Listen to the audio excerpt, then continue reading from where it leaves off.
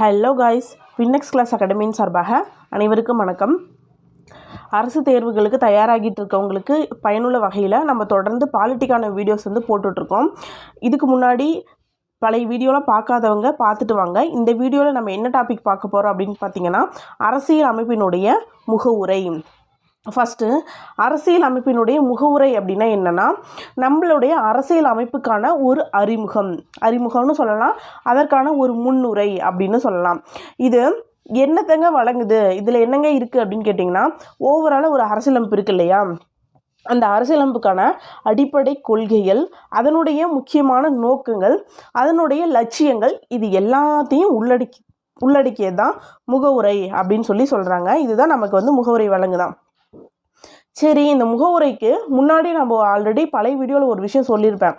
அதாவது ஜவஹர்லால் நேரு அவர்கள் இருக்காங்க இல்லையா, அவர் குறிக்கோள் தீர்மானம்னு சொல்லிட்டு ஒன்று வெளியிட்டிருப்பார். அந்த குறிக்கோள் தீர்மானத்தின் அடிப்படையில் தான் இந்த முகவுரையை உருவாக்கியிருப்பாங்க. அவர் தான் முகவுரையின் சிற்பி அப்படின்னு சொல்லுவாங்க. இந்த அவரை வெளியிட்ட குறிக்கோள் தீர்மானம் அரசியலமைப்பு நிர்ணய சபையால் எப்பங்க ஏற்றுக்கொள்ளப்பட்டுச்சு அப்படின்னு கேட்டிங்கன்னா, பழைய வீடியோ பார்த்தவங்க டக்குன்னு இப்போ சொல்லுவாங்க. எப்பங்க ஏற்றுக்கொள்ளப்பட்டுச்சு? 1947 ஜனவரி 22 இந்த டேட் அன்னைக்கு தான் இந்திய அரசியலமைப்பு நிர்ணய சபையால் ஜவஹர்லால் நேரு அவர்களுடைய குறிக்கோள் தீர்மானம் ஏற்றுக்கொள்ளப்பட்டுச்சு. அதன் அடிப்படையில் தான் இந்திய அரசியலமைப்பினுடைய முகவுரை அமைந்துள்ளது அப்படின்னு சொல்கிறாங்க. சரிங்களா? இப்போ வாங்க இங்கே நம்ம முகவுரை பற்றி டீட்டெயிலாக பார்க்கலாம். இப்போ ஓவராலாக ஒரு இன்ட்ரோ மாதிரி கொடுத்தாச்சு.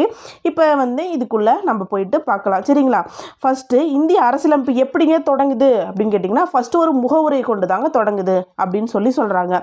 முகவுரை அப்படிங்கிறது இயற்றப்பட்ட சட்டத்தை அறிமுகம் செய்து வைக்கக்கூடிய பகுதி. அது முன்னையே சொன்ன இல்லையா, அரசியலமைப்பினுடைய அறிமுகம்னு சொல்லலாம், அரசியலமைப்போட முன்னுரைன்னு சொல்லலாம் அப்படின்னு சொன்ன இல்லையா. அப்போ இயற்றப்பட்ட சட்டத்தை அறிமுகம் செய்து வைக்கும் பகுதி அப்படின்னு சொல்கிறாங்க. அரசியல் அமைப்பின் சுருக்கம் அல்லது சாராம்சம் என்று அழைக்கப்படுகிறது. கொஷின் இப்படி கூட வரலாங்க. எப்படின்னா, அரசியல் அமைப்பினுடைய சுருக்கம் அல்லது சாராம்சம் அப்படின்னு அழைக்கப்படக்கூடியது எது அப்படின்னு கேட்கலாம். முகவுரையா, அடிப்படை உரிமைகளா, அடிப்படை கடமைகளா, அரசு நெறிமுறை கோட்பாடுகளான்னு கூட கேட்கலாம். நம்ம டக்குன்னு என்ன பண்ணணும், முகவுரை தான் ஆன்சரு அப்படின்னு போடணும். அப்புறம் அரசியல் அமைப்பின் தத்துவம் நுழைவு வாயிலின் திறவுகோல் மற்றும் மிகவும் மதிப்புடைய பகுதியாக கருதப்படுகிறது.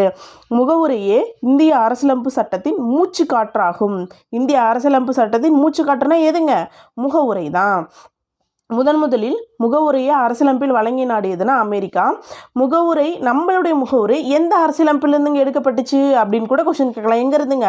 அமெரிக்காவிலேருந்து எடுக்கப்பட்டுச்சு. இதுவும் ரொம்ப ரொம்ப முக்கியமானது. அமெரிக்க அரசியலமைப்பிலிருந்து நம்மளுடைய முகவுரையை எடுத்திருப்பாங்க. சரிங்களா? இப்போ நம்ம முன்னாடியே பார்த்துருப்போம், அரசியலமைப்பின் மூலங்கள்னு சொல்லிட்டு ஒரு வீடியோ நம்ம போட்டிருப்போம். அதில் என்ன பண்ணியிருப்பாங்க அப்படின்னு பார்த்தீங்கன்னா, ஒவ்வொரு டாப்பிக்கும் இப்போ அடிப்படை உரிமைகள் அப்படின்னா அமெரிக்காவிலேருந்து எடுத்திருப்பாங்க, அடிப்படை கடமைகள் அப்படின்னா ரஷ்யாவிலேருந்து எடுத்திருப்பாங்க. அந்த மாதிரி ஒரு சில விஷயங்கள் வெவ்வேறு நாடுகளுடைய மூலங்களை அடிப்படையாக வச்சு எடுத்திருப்பாங்க. அதே போலதாங்க முகவுரையும் அமெரிக்க நாட்டினுடைய முகவரியை அடிப்படையாக வச்சு நம்ம நாட்டுடைய முகவரியும் வடிவமைச்சிருக்கிறதா சொல்கிறாங்க. அப்போ அதனுடைய அடிப்படை எது அப்படின்னு கொஸ்டின் கேட்கலாம். இந்த இடத்துல நம்ம தெரிஞ்சுக்க வேண்டியது அதுதான், முகவுரை எந்த அரசியலமைப்பிலிருந்து பெறப்பட்டது அப்படின்னு கொஸ்டின் கேட்டால் என்ன பண்ணணும், கண்ணை மூடிட்டு அமெரிக்கா அப்படின்னு சொல்லிட்டு நம்ம டிக் பண்ணிட்டு வந்துட்டே இருக்கணும். சரிங்களா? முகவுரையில் மொழி ஆஸ்திரேலியா அரசியலமைப்பிலிருந்து பெறப்பட்டது, அரசியலமைப்பில் அதிகாரங்கள் மக்களிடமிருந்தே பெறப்பட்டது அப்படின்னு சொல்லிட்டு முகவனுடைய முதல் மற்றும் கடைசி வரி சொல்லுதாமா. இப்போ நம்மளுடைய இந்த அரசியலமைப்பினுடைய முகவுரை அந்த வாசகங்கள் இருக்கு இல்லையா, அது நான் பின்னாடி நான் உங்களுக்கு காட்டுவேன். அதில் பார்த்தீங்கன்னா, இந்திய மக்களாகிய நாம் அப்படின்னு தான் சொல்லும். அப்போ நம்மளுக்காக, மக்களிடம் இருந்து தான் உருவாக்கப்பட்டுச்சு, மக்களுக்காக தான் உருவாக்கப்பட்டுச்சு அப்படின்னு இந்த மக்களுக்காக தான் அப்படின்னு சொல்லக்கூடிய ஒரு தெளிவுபடுத்தக்கூடிய ஒரு இதாக இந்த முகவுரை இருக்கும் அப்படின்னு சொல்கிறாங்க. நெக்ஸ்ட்டு, இந்த இந்திய அரசியலமைப்பு எப்போங்க ஏற்றுக்கொள்ளப்பட்டுச்சு அப்படின்னா, நீங்கள் பழைய வீடியோவில் பார்த்தீங்கன்னா நான் அப்பயே சொல்லியிருப்பேன், நவம்பர் 26, 1949 ஏற்றுக்கொள்ளப்பட்டதுன்னு நமக்கு தெரியும். இது எங்கே சொல்லியிருக்காங்க அப்படின்னு கேட்டிங்கன்னா, அந்த முகவுரையில் மட்டும்தான் இந்த விஷயத்தை வந்து சொல்லியிருக்காங்களாமா. இந்திய அரசியலமைப்பானது நவம்பர் 26, 1949 ஏற்றுக்கொள்ளப்பட்டுச்சு அப்படின்னு சொல்லிட்டு முகவுரையில் மட்டும்தான் சொல்லியிருக்காங்களாமா. சரிங்க, ஏற்றுக்கொள்ளப்பட்டுச்சு, இது நமக்கு ஈஸியாக தெரியும்.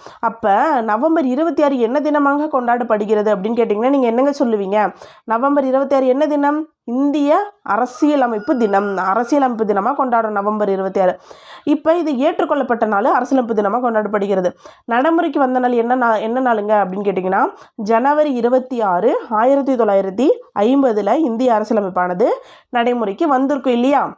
ஜனவரி 26, 1950. அது என்ன தினமாக கொண்டாடப்படுகிறது அப்படின்னு கேட்டிங்கன்னா, குடியரசு தினமாக கொண்டாடப்படுகிறது. ஜனவரி 26 குடியரசு தினமாக கொண்டாடுறோம். நவம்பர் 26 அரசியலமைப்பு தினமாக கொண்டாடுறோம். இது ரெண்டும் ரொம்ப ரொம்ப முக்கியமானது. இது அரசியலமைப்பு ஏற்றுக்கொள்ளப்பட்ட தினம். ஜனவரி 26 அப்படிங்கிறது இந்திய அரசியலமைப்பு நடைமுறைக்கு வந்த தினம். இது வந்து நல்லா நோட் பண்ணிக்கணும். இது மாற்றி கூட வந்து கொஷின் கேட்கலாம். நம்ம சரியாக இந்த மாதிரி விஷயத்தெல்லாம் தப்பு பண்ணிடவே கூடாது. சரிங்களா? நெக்ஸ்ட்டு இப்போ வந்து முகவுரையில் எப்படி இருக்கும், முகவுரை அப்படிங்கிறது என்ன அப்படின்னு சொல்லி பார்க்கலாம்.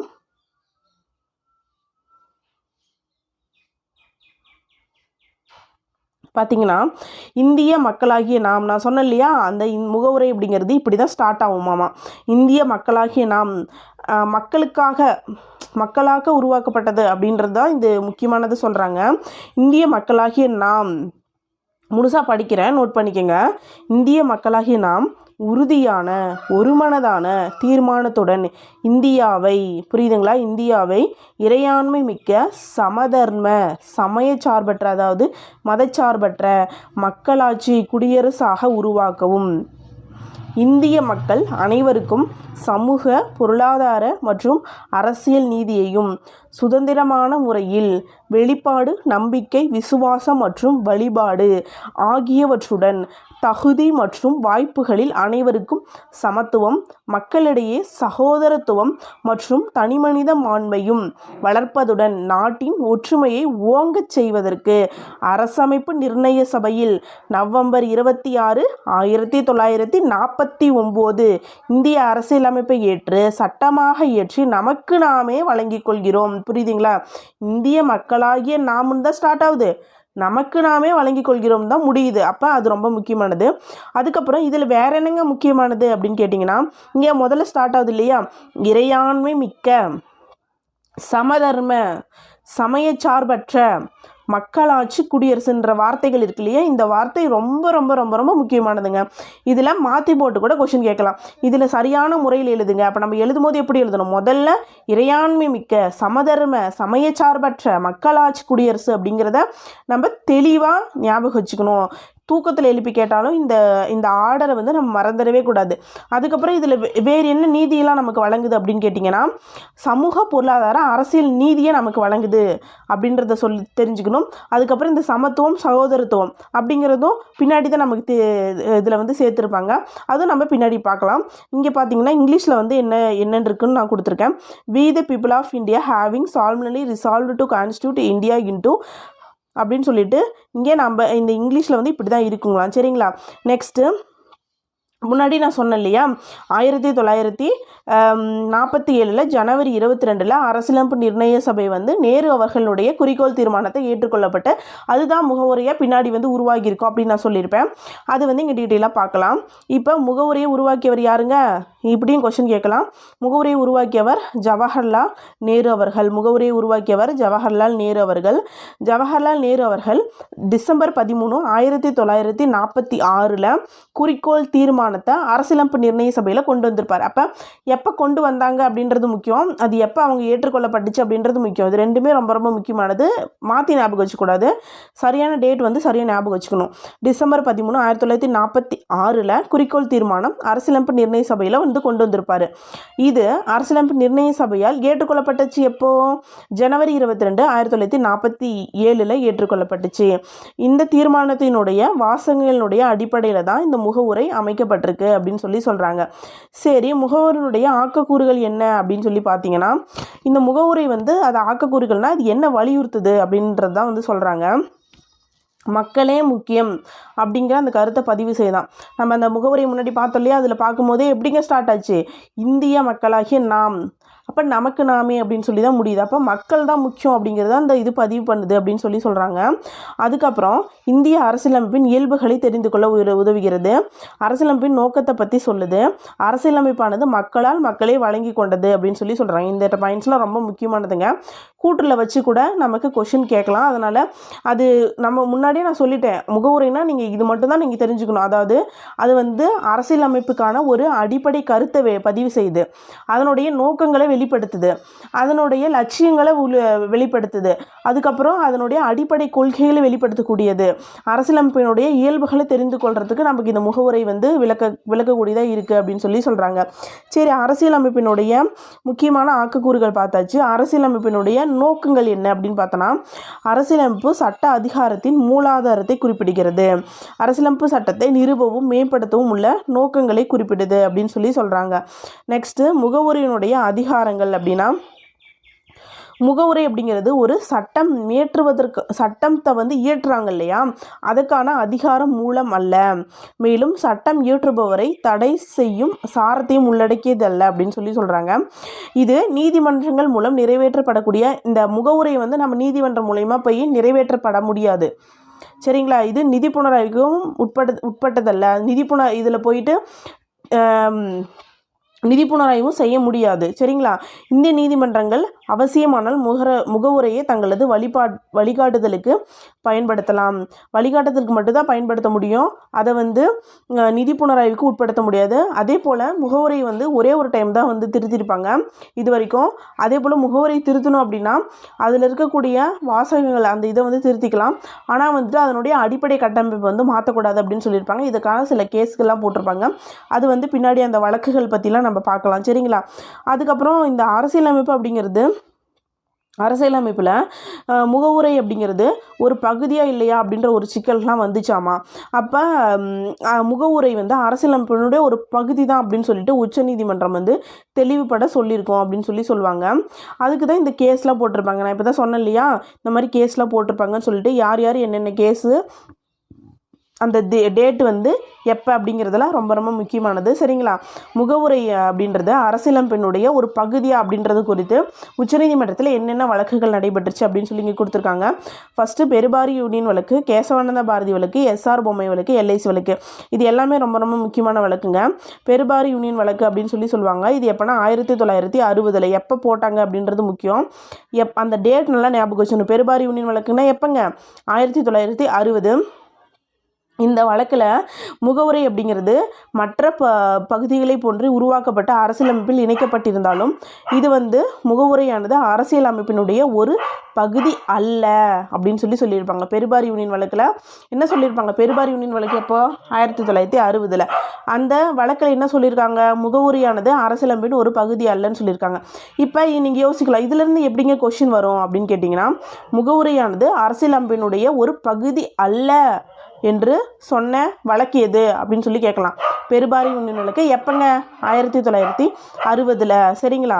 நெக்ஸ்ட்டு கேசவானந்த பாரதி வழக்கு. இந்த கேசவானந்த பாரதி வழக்கு எப்போனா 1973. இந்த வழக்கில் முக்கியமாக முகவுரையை திருத்தலாமா அப்படின்ற ஒரு டவுட் வந்திருக்கும். அப்போ இதுக்கு முன்னாடி நடைபெற்ற வழக்கில் அவங்க என்ன சொல்லியிருப்பாங்க? முன்னாடினா எப்போ நடந்திருக்குன்னா வழக்கு பெருபாரி யூனியன் வழக்கு 1960 நடந்திருக்கும். அந்த வழக்கில் வந்து என்ன சொல்லியிருப்பாங்கன்னா, அரசியலமைப்பினுடைய ஒரு பகுதி அல்ல அப்படின்னு சொல்லியிருப்பாங்க.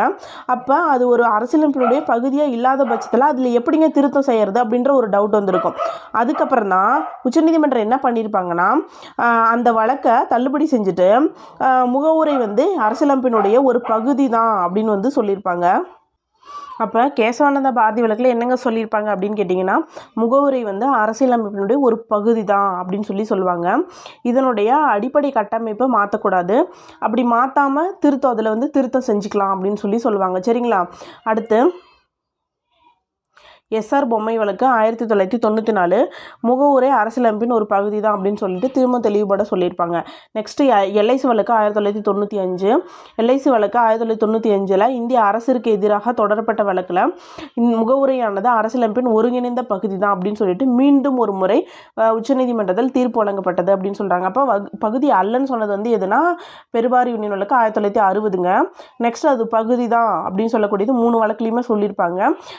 இன்னொன்று வந்து வந்து இந்த கேசவானந்த பாரதி வழக்கு அப்படிங்கிறது ரொம்ப ரொம்ப முக்கியமானது. அது எப்போனா 1973 இதில் தான் முகவுரையை திருத்தம் செஞ்சுக்கலாம் அப்படின்னு சொல்லியிருப்பாங்க. இப்போ அது ரொம்ப முக்கியமானது. நெக்ஸ்ட்டு முகவுரை அரசியலமைப்பின் அடிப்படை கட்டமைப்பா இல்லையா அப்படின்றதும் ஒரு பிரச்சனையாக இருந்திருக்கும்.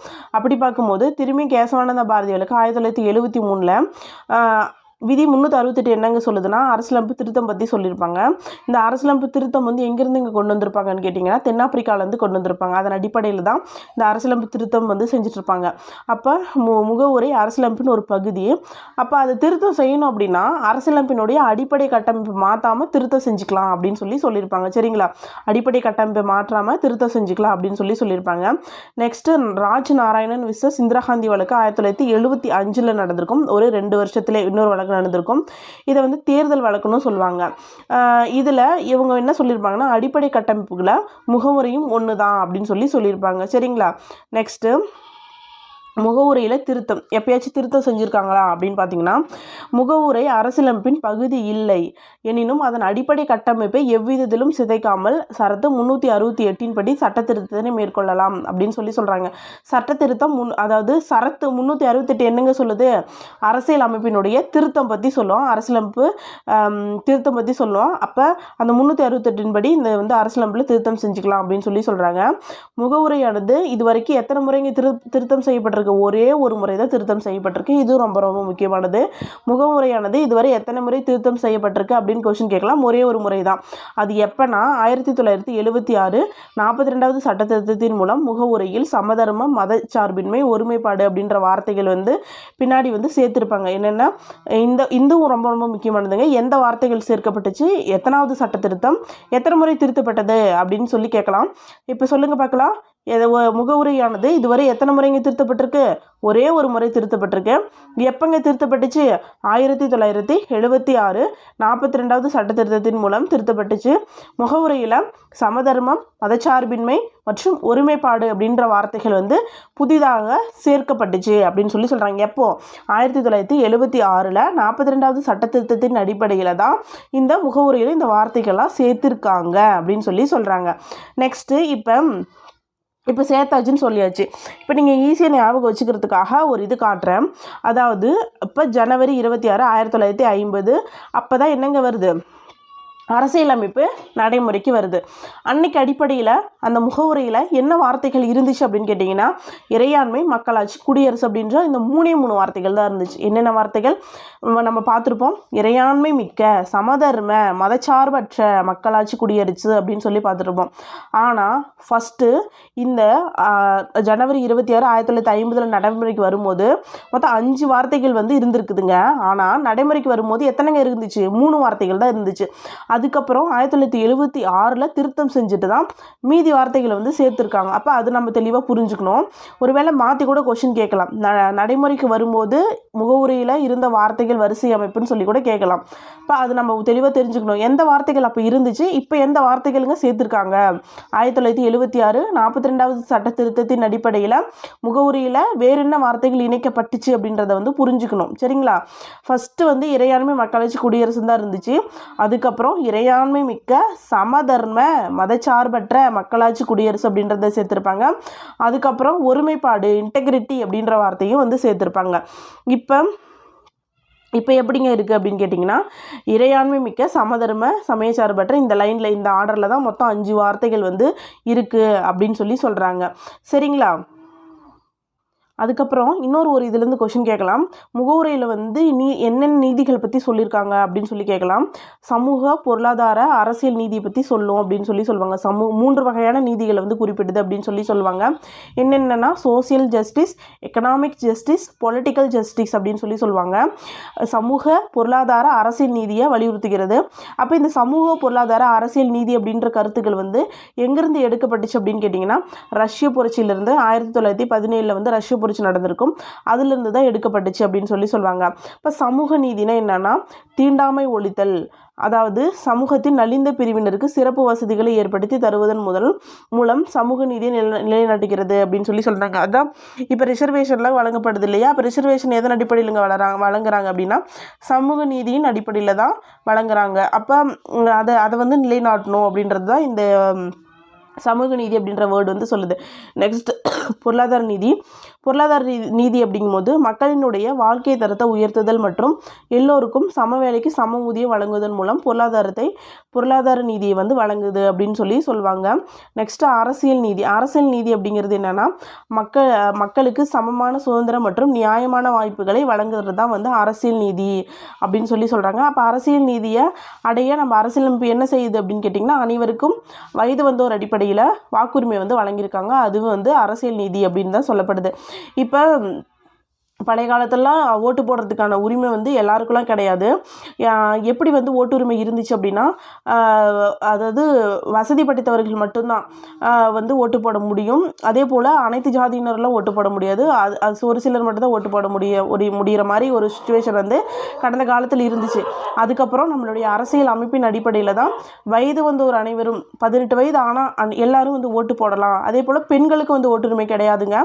அது பின்னாடி தான் வந்து நமக்கு சேர்த்துருப்பாங்க. இப்போ இது வந்து ரொம்ப ரொம்ப முக்கியமானது. நம்மளுடைய அரசியலமைப்பு எவ்வளோ சிறப்பு வாய்ந்தது அப்படின்னு சொல்லிட்டு நம்ம இது பார்க்கும்போதே நம்மளுக்கு தெரிஞ்சிருக்கும். சரிங்களா? இது நீங்கள் படிக்கணும், எக்ஸாமுக்காக படிக்கணும் அப்படிங்கிறத தாண்டி நம்ம தெரிஞ்சுக்கிறோம் நம்ம அரசியலமைப்பு நமக்கு என்னென்னலாம் வழங்குது அப்படின்னு நம்ம பார்க்கும்போது நமக்காக நம்மளுடைய தலைவர்கள் வந்து எப்படி இந்த அரசியலமைப்பு உருவாக்கி கொடுத்துருக்காங்க அப்படின்னு நம்ம யோசிக்கும் போது எவ்வளோ சிறப்பாக இருக்குது இல்லைங்களா? அப்போ அதை நம்ம தெரிஞ்சுக்கணும் அப்படின்னு படிச்சிங்கன்னா உங்களுக்கு ரொம்ப ரொம்ப ஈஸியாக இருக்கும். நம்ம படிக்கணும், மனப்பாடம் பண்ணணும், அதெல்லாம் நமக்கு தேவையே இருக்காது. நம்ம வந்து அந்த விஷயத்தை வந்து நம்ம லைஃப்பில் அப்ளை பண்ணி பார்த்து நம்ம தெரிஞ்சுக்கும் போது ரொம்ப ரொம்ப ஈஸியாக நம்ம ஞாபகத்தில் நின்றுக்கும். எக்ஸாம்லேயும் வந்து நம்ம ஈஸியாக எப்படி கொஷின் கேட்டாலும் டக்குன்னு ஆன்சர் போட்டுட்டு வந்துகிட்டே இருக்கலாம். நம்ம முன்னாடி சொன்ன மாதிரி தாங்க, பாலிட்டியில் நம்மளுக்கு எத்தனை கொஷின் கேட்பாங்க? 15 கொஷின். முன்னாடிலாம் வந்து இத்தனை கொஷின் தான் வரும் அப்படின்றது கிடையாது. இப்போ இருக்க சிலபஸ் அடிப்படையில் 15 கொஷின் நமக்கு பாலிட்டிலேருந்து வரும்னு சொல்லிட்டாங்க. இப்போ 15க்கு 15 நம்ம போட்டே ஆகணும் அப்படிங்கிறது கட்டாயம். இதில் கரண்ட் அஃபேர்ஸ் இன்க்ளூட் பண்ணி கேட்பாங்க, அது வேறு விஷயம்.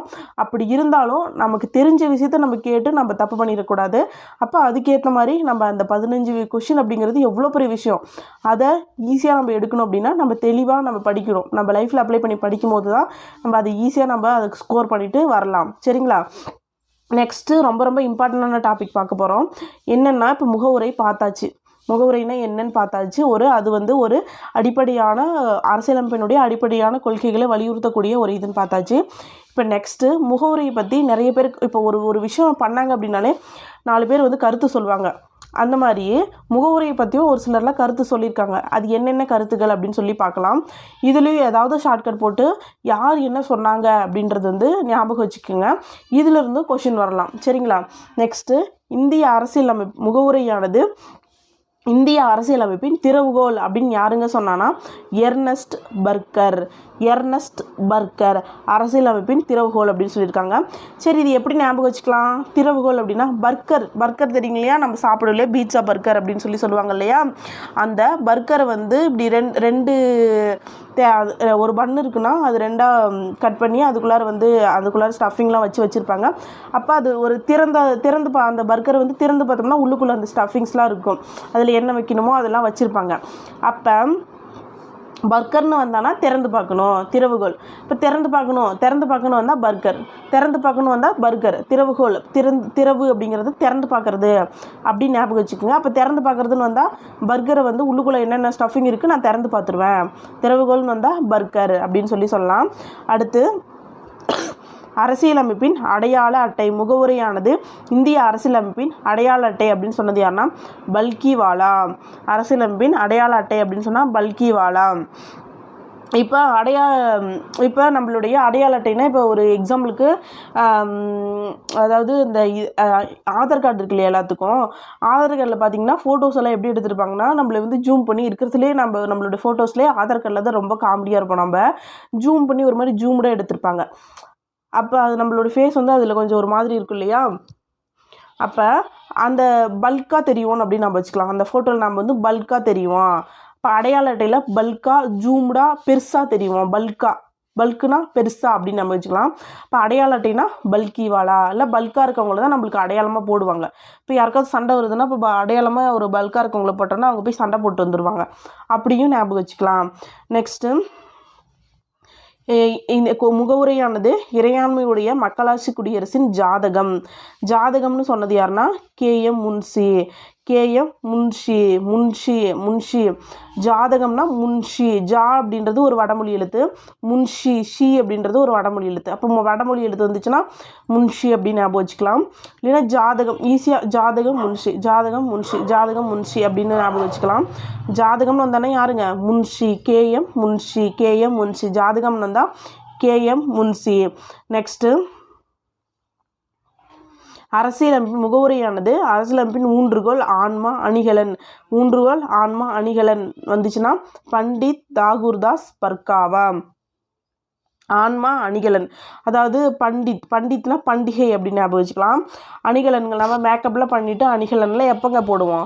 ஏதாவது ஃபங்க்ஷன்னா நம்ம இருக்கக்கூடிய எல்லாத்தையும் நம்ம போட்டுட்டு இருந்துகிட்ருப்போம் இல்லையா? அப்போ அந்த மாதிரி அரசியலமைப்பினுடைய ஊன்றுகோல் ஆன்மா அணிகலன் அப்படின்னு வந்துச்சுன்னா அணிகலன்னு வந்தாலே என்னங்க? பண்டித் தாகூர்தாஸ் பர்காவா. பண்டிகை அணிகலன், பண்டிகை அணிகலன் அப்படின்னு வச்சுக்கலாம்.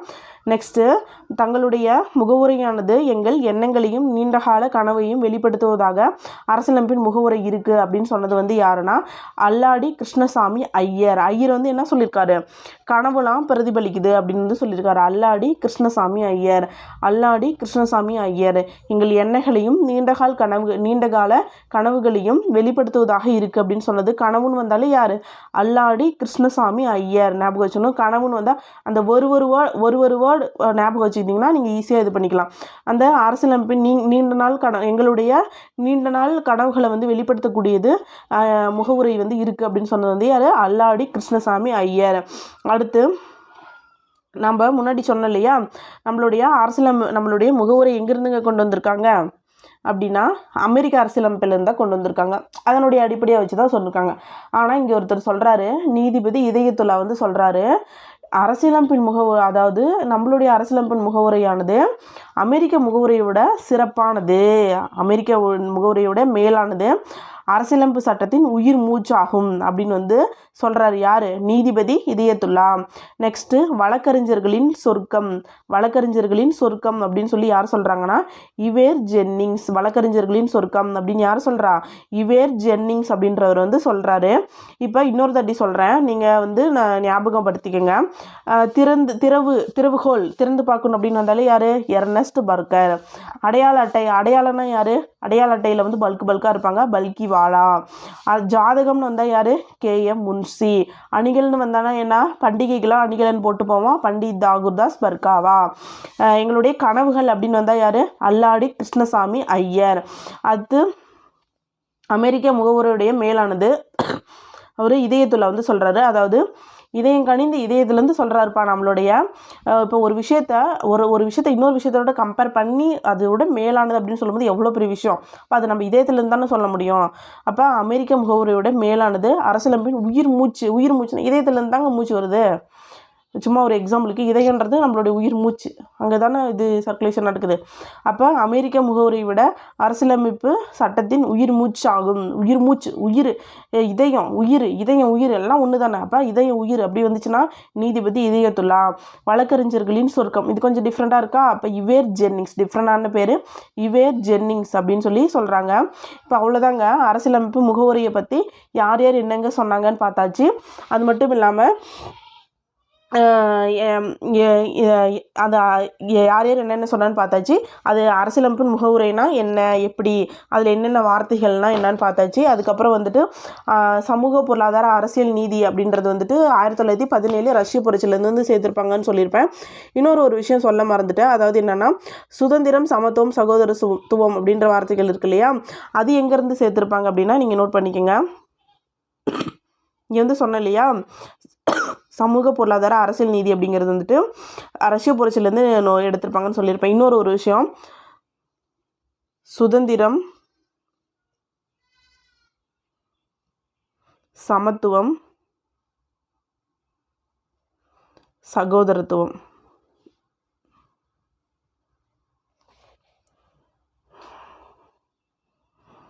சுதந்திரம், சமத்துவம், சகோதரத்துவம் இது வந்து 1789 நடைபெற்ற பிரெஞ்சு புரட்சியின் அடிப்படையில் சேர்க்கப்பட்டது. சரிங்களா? நோட் பண்ணிக்கோங்க. முகவுரையில் குறிப்பிடக்கூடிய சமூக பொருளாதார அரசியல் நீதி அப்படிங்கிறது ரஷ்ய புரட்சியிலேருந்து எடுத்திருக்காங்க. அதே வந்துட்டு சமத்துவம், சகோதரத்துவம், சுதந்திரம் அப்படிங்கிறது 1789. சரிங்களா? எப்போ? 1789. 1789 பிரெஞ்சு புரட்சியிலேருந்து எடுத்திருப்பாங்க. இதுவும் ரொம்ப முக்கியமானது. எங்கேருந்து எடுத்திருப்பாங்கன்றது அவ்வளோதாங்க. நம்ம முகவரியை பார்த்தாச்சு. நெக்ஸ்ட்டு அடுத்த வீடியோவில் பார்க்கலாம். தேங்க்யூ.